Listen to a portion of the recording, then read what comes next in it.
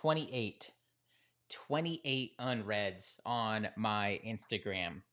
And I don't know about you, but uh, maybe I'm alone in feeling like this, but I hear this more and more often, which it kind of feels like the marketplace is crowded. Feels like, uh, there are so many coaches and so many competitors in your marketplace that it's, really hard to stand out.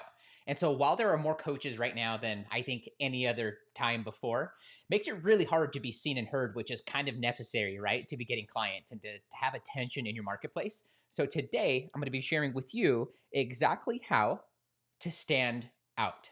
So if you're here live and can hear me and see me, then comment live. If you're watching the replay, comment replay. If you're watching this on my website, no need to take action. Just be ready to probably take some notes and to get that one major insight that you're looking for from here today. The sound is important for me to know that it's working right because I have a brand new setup and I want to make sure that it's working right for the sake of the recording and for you watching here today. So do let me know.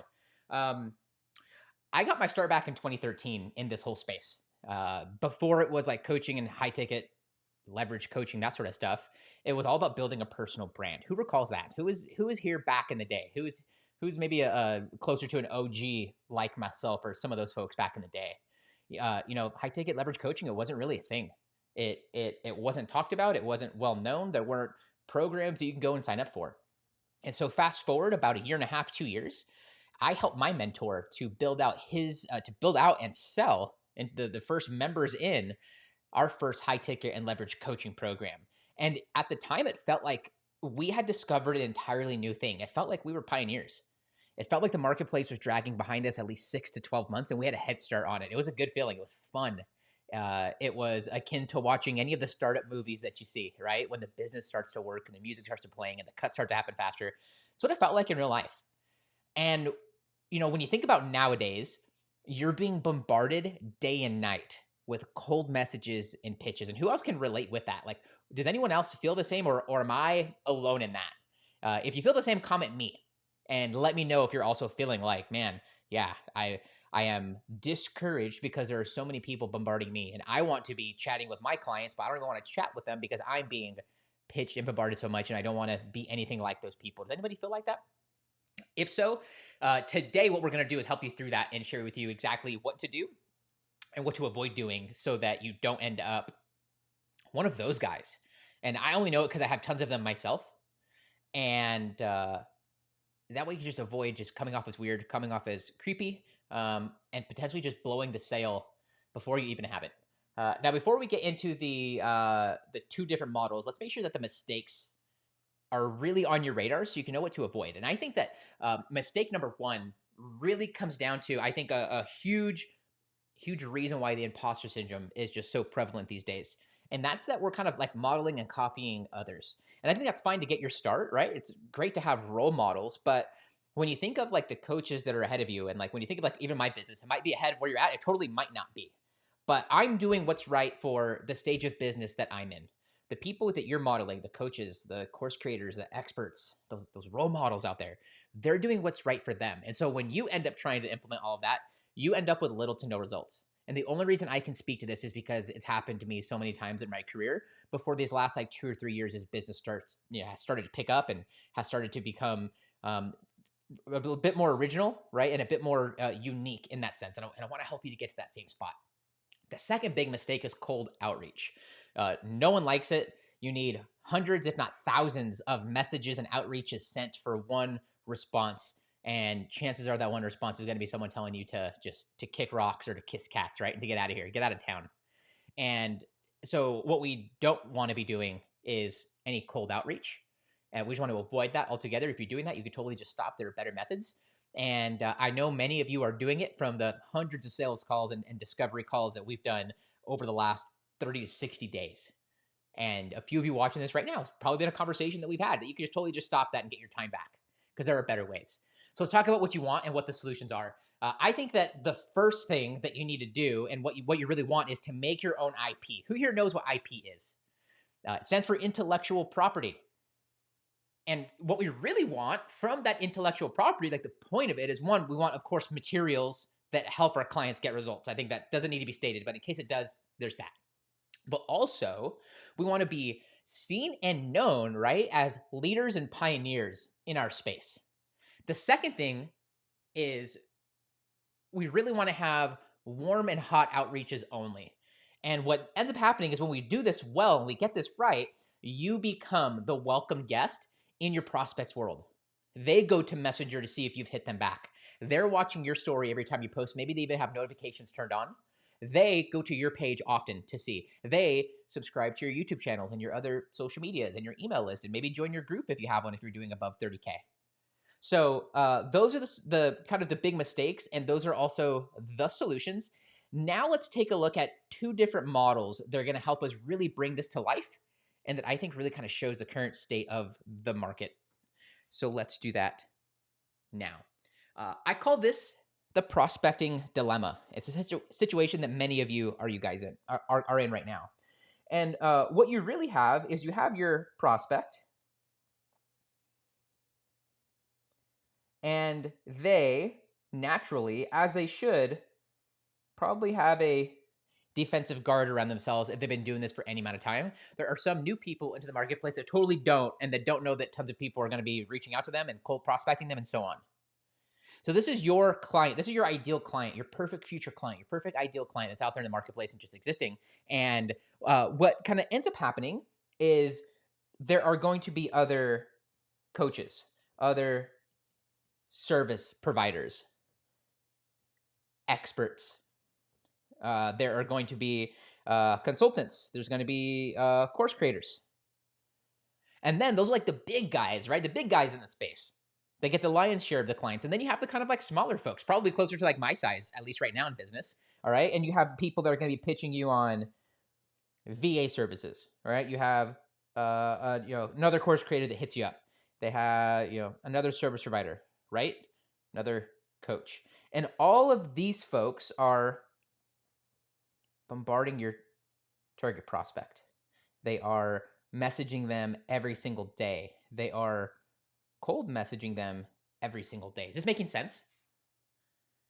And what we really want to happen from this is that instead of your prospect feeling bombarded, not getting the help that they need, what we really want is to position you as a really standalone person in the marketplace. And what ends up happening is when you do this and you get this from the next model we're going to talk about here today, your prospect goes to you.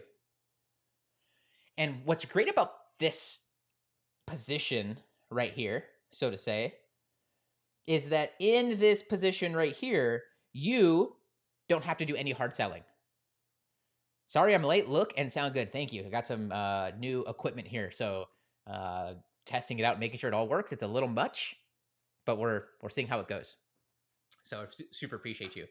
So what ends up happening is when you do this right and you sit in this little circle, is that your prospects come to you. They read your emails. They watch your stories.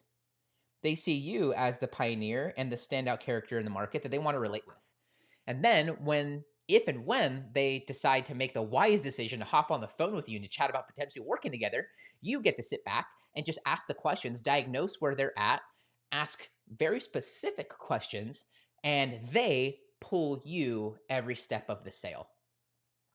And the arrow is important, it's pointing at you, they close you. You have all of these other people out here in the marketplace trying to close your prospect, while you get to sit back and have your prospects close you. Who would really love that right now? To just not have to be that person that's weird or creepy doing any cold outreach, and that just has their prospects coming to them. Whose life and business would change if that were the case?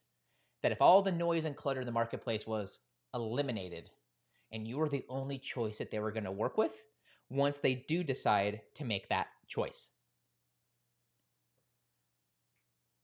Now let's talk about what we need to do and install in your business and in your mindset so that we can bring this to life. How does that sound? Awesome.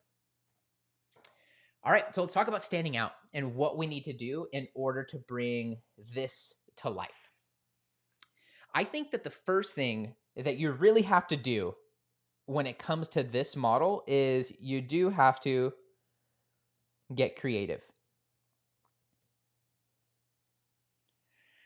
And the way I think of it is pretty simple. Is it I don't think there is anything new on God's beautiful green earth under the sun. Meaning, like all these marketing materials, I learned from other mentors. I learned them from books. I learned them from people who are alive and have passed. I learned them from coaches I've hired and coaches that I've not. And that is the same thing for you in whatever industry you're in, whether you're in business, marketing, and sales like me, or you're in health or wellness, relationships, or something like that. And so I think that a lot of people get discouraged here because they see that and they feel that every angle in the marketplace is already taken and spoken for. All the prospects have already chosen their coach. And let me know if like I'm wrong on that or what your feeling is on this. And it gets discouraging because why even step into the marketplace and play full out if there's all these other options and choices and competitors. And I think there are really two things to do at this stage to get creative to set yourself apart from the others. Thing number one comes down to herbs and spices. This is all about how you sprinkle your unique personality throughout your entire brand. It's just like when someone walks into your house, there's a scent, there's a visual, there's a feeling, maybe there's a sound. And if you're not conscious about it, then you're just leaving it up to chance and choice. If you are conscious about it, then it allows for you to choose the experience that someone walking in your house gets to have. And it's the same way with your business and your coaching program or your online service. And so, since there is nothing new under the sun on God's beautiful green earth, what opportunity it leaves for you is to bring your own unique version. There's only one of you in the world. So how do you sprinkle your personality, your herbs and spices, and your ideas, and your metaphors, and your stories into what you teach so that your stuff is different from everybody else's? The next thing that you do is focus on creating IP. Who here knows what IP is? Intellectual property, right? I may have asked that here in the beginning. It's intellectual property. It's your own ideas. It's your own things that you can kind of like copyright or trademark that are unique to you. And since there's nothing new on the earth, what you do is you find new ways to teach it, to showcase it, and to get the models and points across to your students and your members. And that becomes what you become known for. This can be done a multitude of ways. There's a dude who's not that prevalent in this scene anymore. I think he went off and started a bunch of different e-com businesses, but about 5 to 7 years ago, there was a really cool guy by the name of Derek Halpern, had this New York personality. And he entered the scene that was extremely, even at the time, competitive, felt just as competitive, if not more than here today. Although it's more competitive today. And he stood out. He created new ways of sharing things. He had the biggest marketers, and I only know that because I was a mentee in a program, and I was a student underneath someone who had relationships with some of the biggest people in the space. And so I would hear it. They would reference him. They would talk about it. It's almost like how Alex Hermosi has come into the scene most recently. He's probably been on the scene for some time, but like now that the book is out and his social media is cranking and like everyone's talking about him, even the people that I look up to. And there's nothing that he's really showcasing that's new. He just has his own ways of sharing it. And so for you watching this right now, what you have to do is come up with your own stories, your own metaphors, your own ways of getting your points across that make you different. And then you also, why I brought up Derek Halpern is because what he would do is he would combine other strategies and ideals and put them together, and then he would coin it. He would create a blog strategy that was X, Y, and B and call it this thing. And then now you're implementing his strategies. Whether you wanted to give him credit or not, you were referencing his strategies. And anytime you talked about it, it was just easier to call it what he called it instead of calling it the piecing these three things together. So I want for you to take a piece of that and combine different strategies, ideas, whether it's from your marketplace or others, to make your own.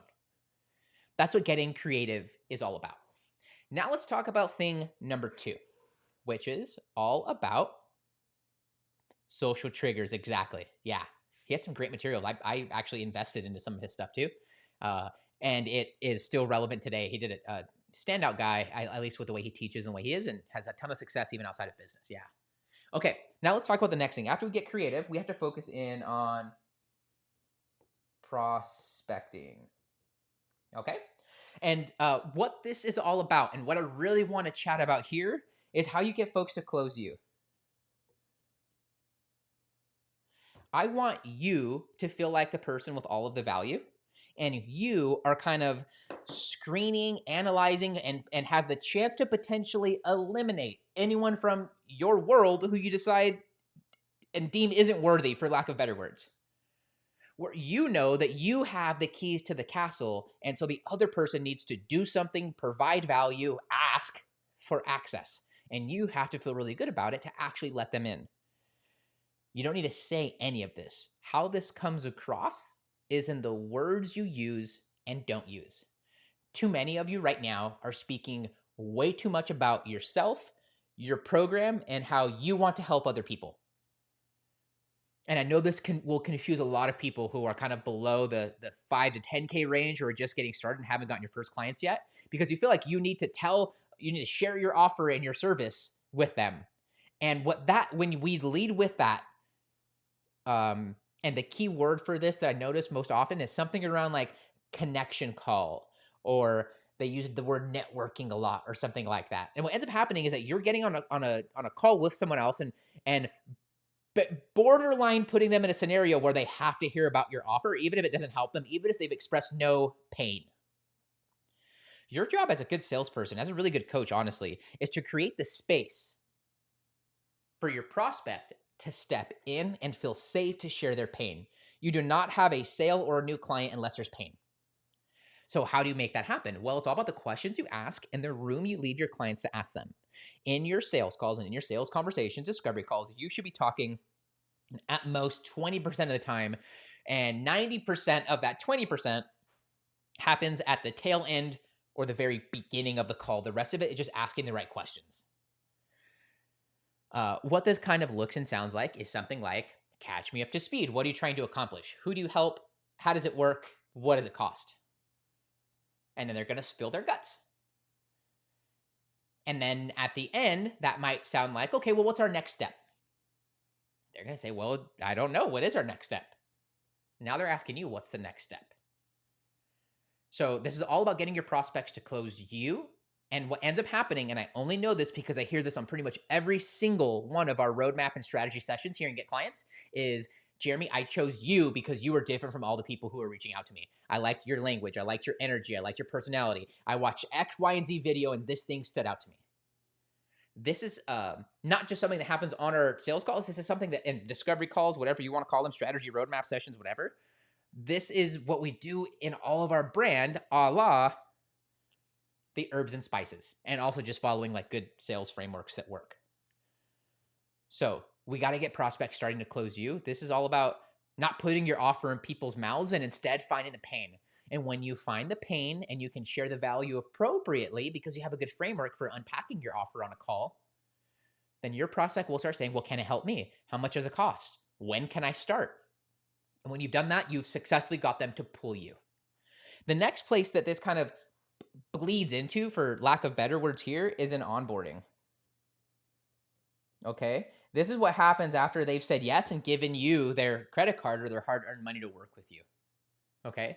This is all about how you don't make it about the money, and how you make it all about the results, and how you this is all about how they start to interact with you and your business once they've paid. This does need to be thought out. This does need to be different than others. There are hundreds of other coaching programs or online service providers and other books and other courses that your prospects can choose to go with. So why do they choose you? I really want you to get grounded and present with what the flow looks like for when they join your program.